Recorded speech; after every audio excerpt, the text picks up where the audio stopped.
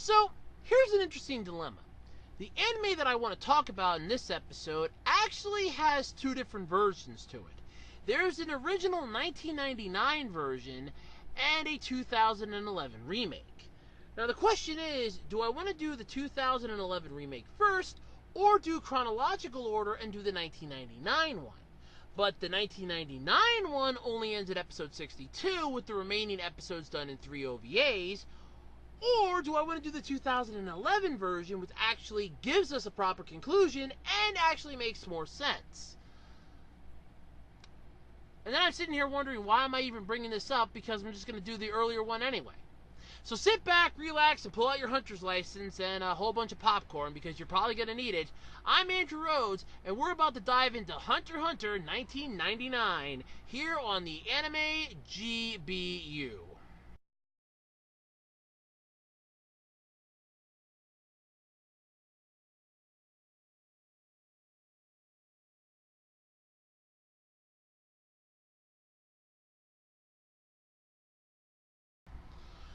1999. Back when Y2K was about to become a thing, all hell was going to be breaking loose, and people were afraid the world was coming to an end. Meanwhile, I was in 6th grade not giving a rat's ass because I thought they were all crazy anyway, but I digress. In 1999, a wonderful series came onto the anime scene. Based off the manga of the same name, the series was called Hunter x Hunter. And Hunter x Hunter is actually becoming one of my more favorite anime series. And like I said in the intro, this actually has two different forms, the original 1999 version and a 2011 remake. For today's episode, I'm going to be discussing the original 1999 version. Now, yes, this one is dated, and yes, it does have a tremendous amount of issues, most of which I'll get into in my G.B.U section. However, it's still good and something that is deserving of praise. Then again, so was a whole bunch of other things, and I have yet to talk about those. Oh, this is going to be fun, I know it. So anyway, what is the point of Hunter x Hunter? What is the plot of it anyway? Well, Gon Freaks is rescued by a man named Kite. And Kite is a hunter who knows Gon's father, Ging. Ging left Gon alone after Gon's mother died, and left him in the care of his Aunt Mito, who demanded to have custody of Gon. She was determined to keep Gon away from the entire hunter world. And in fact, she probably would have succeeded if it had not been for those meddling kids and that pup named Scooby-Doo. Oh, I'm sorry, wrong show. Basically, Gon ends up finding out that Kite's a hunter. Kite actually knows Gon's father, and that reassures Gon that he needs to become a hunter in order to find his father. Gon decides he wants to leave Whale Island, his home. However, Aunt Mito is not happy about it, and she decides she's going to stop him. Gon says if he can catch the legendary fish that lives in the lake, if she'll let him go. She agrees, and Gon eventually catches the fish, much to her dismay. While she does let him go, she is heartbroken, feeling as if she's lost a son. However, he's only going out into the world to become more of an adult than she would have probably let him be here on Whale Island. Naive as he may be, and in often cases too much for his own good, Gon eventually befriends Leorio and Karapika on his way to the Hunter examination site. After they end up passing the first test, finding the site, and basically going on the next part of it, Gon is introduced to who would become his best friend of all time, Killua Zoldyck. One of the children of the legendary assassin family, the Zoldicks. Yeah, turns out they're like a legendary family of assassins that are apparently a myth. However, they have a business card with their home address and telephone number on it, and they'll gladly give it to you upon request. No, seriously, that's actually kind of cool. Yeah. Basically, the rest of the Hunter examination goes smoothly up until the final part of it. Because there's a certain amount of hunters that are still left, they decide to end the Hunter examination with a fighting style tournament. Whoever gives up goes on to the next round, and whoever wins basically, well, yeah, you have to lose in order to advance. It made no sense. But then again, it was Isaac Netero that came up with the idea, so he makes no sense anyway. Although I kind of enjoy the whole little game he played with Gon and Killua on the airship, mostly in the form of, oh, well, what you have to do is just take this ball away from me, and if you do that, you'll become hunters.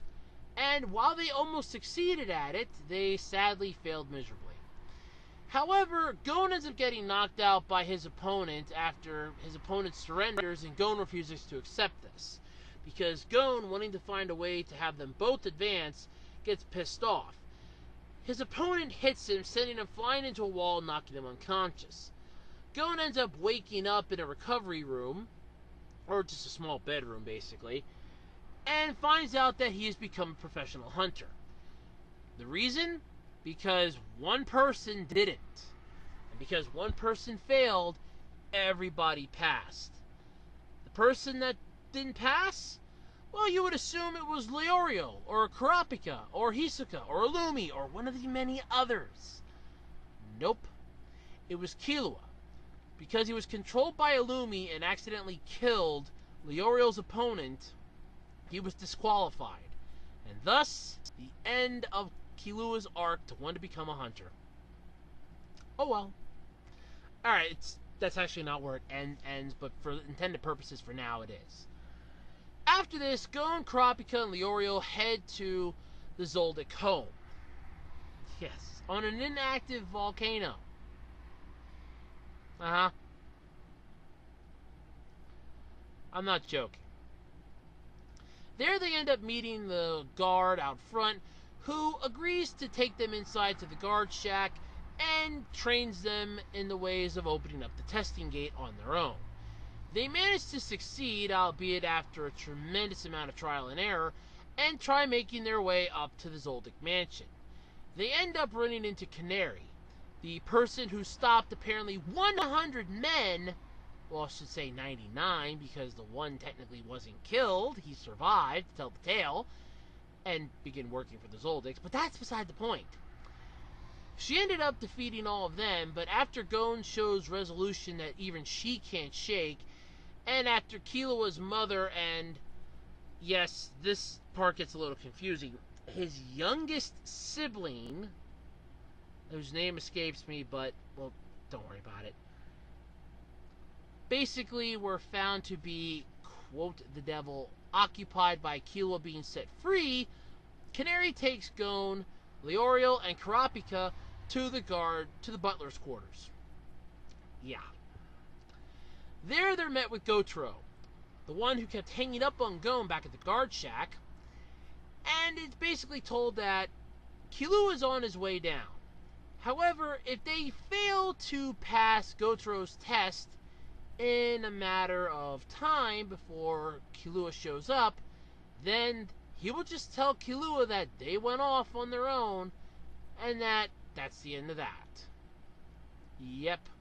See, Killua finally got permission by his father to go, and while his mother was quite pissed about it, his father has an ulterior motive. Creepy bastard as he is, but he does have an ulterior motive.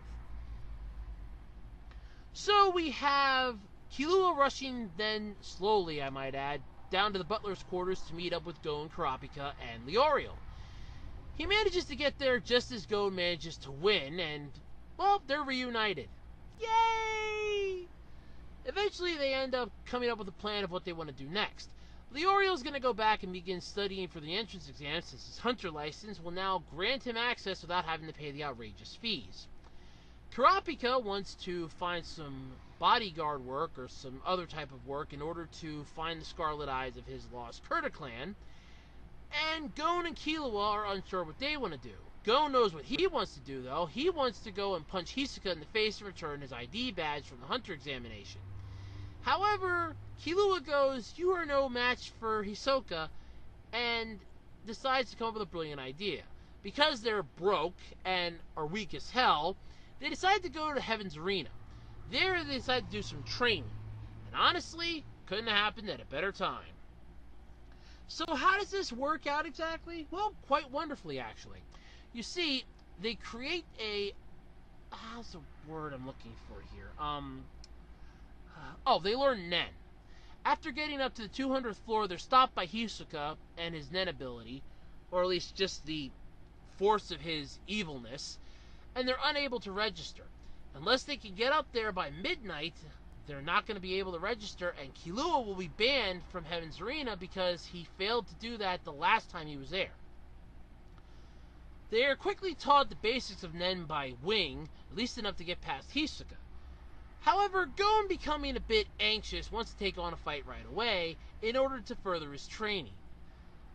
And does so, almost getting killed in the process. After he heals up, Wing continues to teach them, and they eventually manage to defeat not only the person that beat the crap out of Gon, but two of their other buddies. Well, technically one, because Killua scared the crap out of the other one into not participating by threatening to kill him if he ever sees him again. God, I love this show. So, what happens next? Well, after getting his ass beat by Hisoka again, Gon realizes that he's already done what he wanted to do, and they decide to leave Heaven's Arena. Gon decides to take Killua back to Whale Island, not only to visit Aunt Mito, but to show off his new best friend. You know, sort of like that lost puppy dog that you brought home to show your parents and begged them if you can keep him. At least in this case, Killua finally starts to realize how warm and loving a family can actually be. Taking that his mother, for years, could have given a rat's ass about him, his father and grandfather only trained him to become an assassin, he finally realizes what a loving family can be, especially when Gon's Aunt Mito cuts Killua's hair. He likes the warm feeling that he has, that this is what an actual family is. When she tells him that he's welcome there any time, he really starts to warm up. Like the ice and coldness of his heart just begin to melt away, and he realizes that there is some brightness in the world. Yeah. Of course, then we get into the final part of this original series, where they go to York New City. Why are they going to York New City? To participate in the auction. Why? Because Gon's father created a game called Greed Island. Greed Island is up for sale at the auction, and Gon thinks that there's a way for him to find Ging if he goes there, because he has a memory card and a ring. Yeah. However, at the same time, we end up intervening with Kurapika's story. You see, Kurapika is a member of the Kurta clan, the last member of the Kurta clan, in fact. And he's after not only the scarlet eyes of his clansmen, but the heads of the Phantom Troop, or the Spiders, who wiped out his entire clan in one night. So, why does all this matter? Well, technically it doesn't, because the last part of this sucks so bad. However, I'd be remiss if I didn't explain it. See, the Phantom Troop are going to be trying to take all the items at the auction. Why, I never really could figure out. But they're stopped by the Phantom Beasts, or those Shadow Beasts. At least that's what they would hope to think. They're destroyed, defeated. In fact, apparently one of their abilities was actually stolen. Somehow. By Crollo, who was nowhere near the... You know what? I don't care. I really don't. Makes no sense to me. I don't care. So, how does the rest of this happen? Well, nothing good happens after that. Basically, Kurapika's on a revenge mission, takes down Uvo, one of the members of the Phantom Troop, and Gon and Killua were kidnapped by them, thinking that they know something about the Chain User, where all they are after is the bounty on the Phantom Troop's heads, which they realize quickly that they are way out of their league. Yeah. The final episode basically deals with the conclusion, or conclusion-ish, of the Phantom Troop arc. However, it's left with a very ominous open ending. That open ending is a message from Hisoka that says, "Guess who's back?" Apparently sent to Kurapika. And that was how the 62 episode original series ends. Now let's talk about the OVAs. The first one is basically the conclusion of the York New City crap. And it's too freaking long. The whole thing culminates with Kurapika not only putting his Nen ability of the chain and the Judgment Chain on Pakinoda of the Phantom Troop, but also on the troop's leader, Crollo Lucifer. This prevents Crollo from being able to communicate with any members of the Phantom Troop or ever using his Nen again. As far as for Pakinoda, she cannot communicate what has happened to any member of the Phantom Troop, something that she instantly breaks and dies in the process of doing so. Yeah. After that, we're introduced to the auction arc, or the start of my favorite section, Greed Island.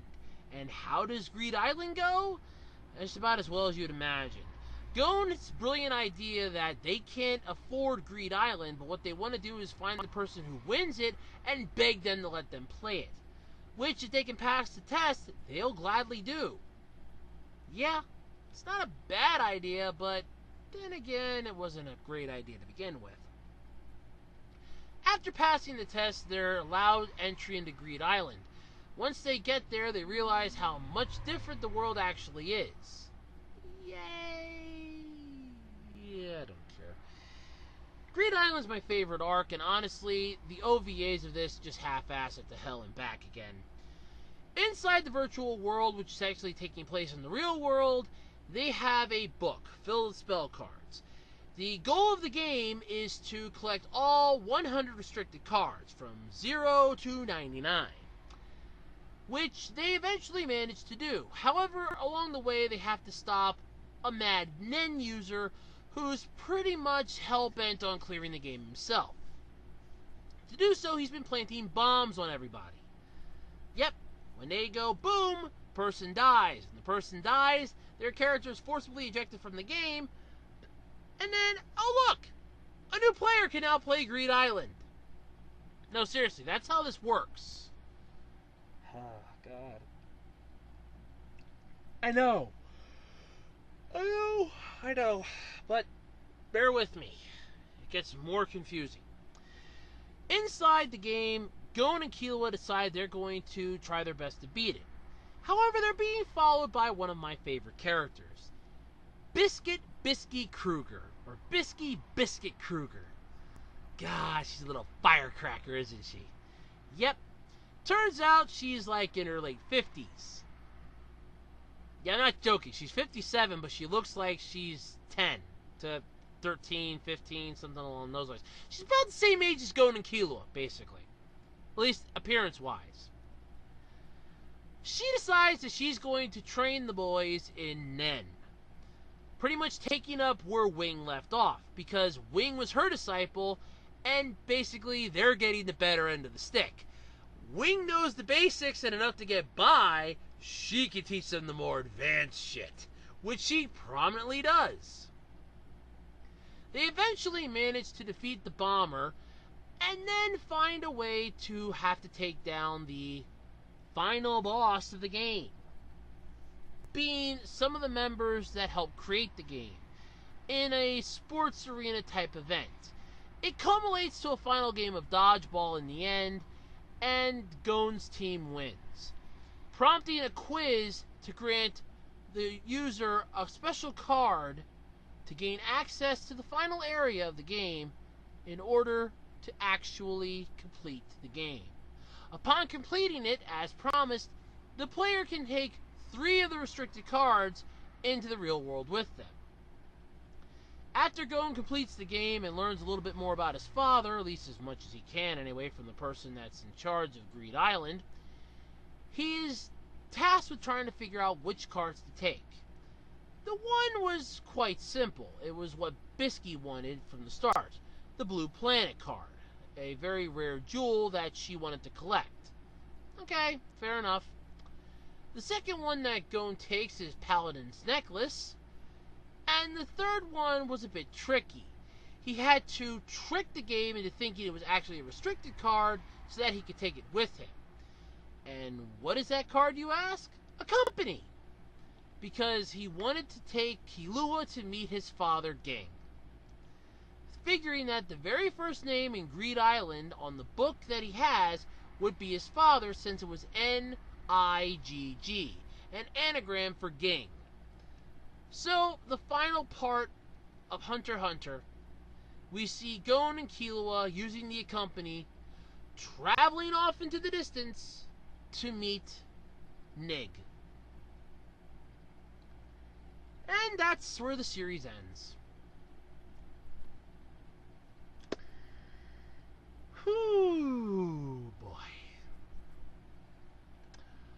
Time to dive into the good, the bad, and the ugly, shall we? So what's good about this series? Well, the first opening, definitely. The Greed Island opening, both first and second, definitely. The fact that we get introduced to a whole new set of powers in the anime world, Nen, definitely cool. The fact that there's a video game-based game in this series that you have to play, extremely cool. Then again, I'm just biased when it comes to that stuff. What is bad about this series? Where do I start? The second intro is annoying, ear-shattering crap. The first one for the OVAs, horrible. The fact that it had three OVAs to conclude a series was shitty at best.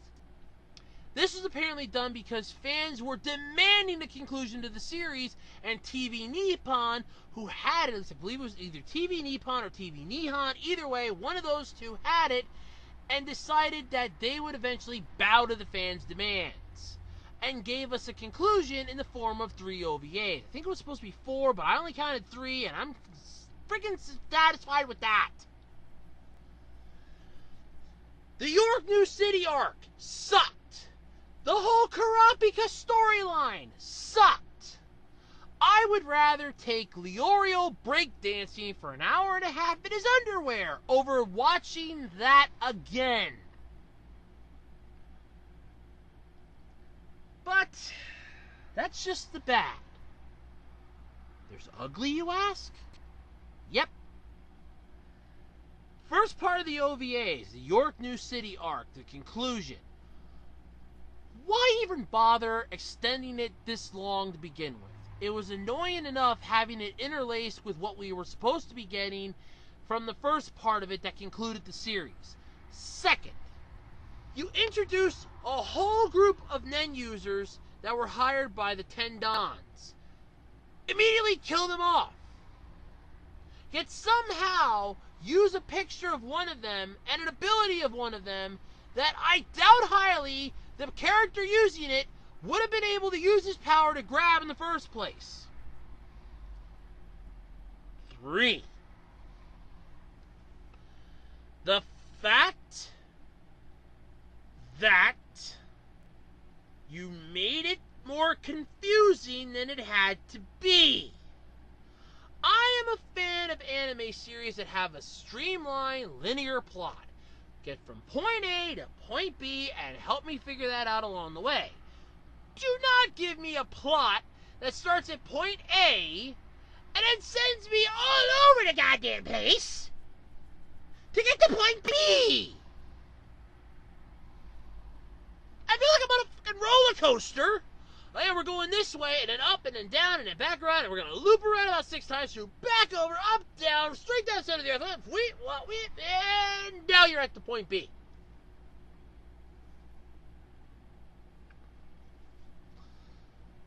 I just have so many complaints about this series.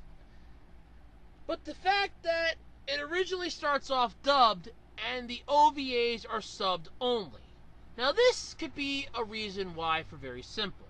Apparently Viz Media dubbed, at least to the best of my knowledge by the way, dubbed the first 62 episodes of the series. However, they had no plans to want to redub the OVAs since the 2011 version was going to be coming out anyway, which they would have the rights to, and would basically be retelling the story anyhow. including 2 new arcs that weren't included in the original. The Chimera Ant and Election arcs. Chimera Ant sucked, and the Election arc was annoying.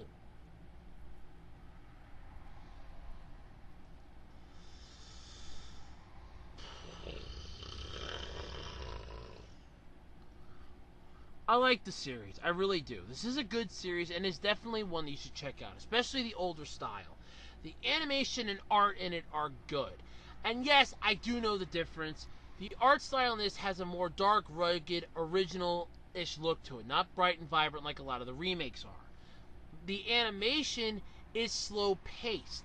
It fits the characters. It's not showboaty at best, like the remake is. However, both are good. Both have a place in history. Both have a home. And both are worth checking out. So my final verdict for Hunter x Hunter 1999 is check it out. You're not going to be disappointed. It has a lot offering to it. It has a lot of wonderful characteristics to it. And honestly, I couldn't think of a better anime to even kick off your anime list of I want to watch this first. If you are just getting into anime, this is one of the first ones to start off with. It would be perfect for you. It explains everything to the best of its ability, and the remake can even do it better. It's that good. I highly recommend it. So, until next time, I'm Andrew Rhodes, and this has been the anime G.B.U.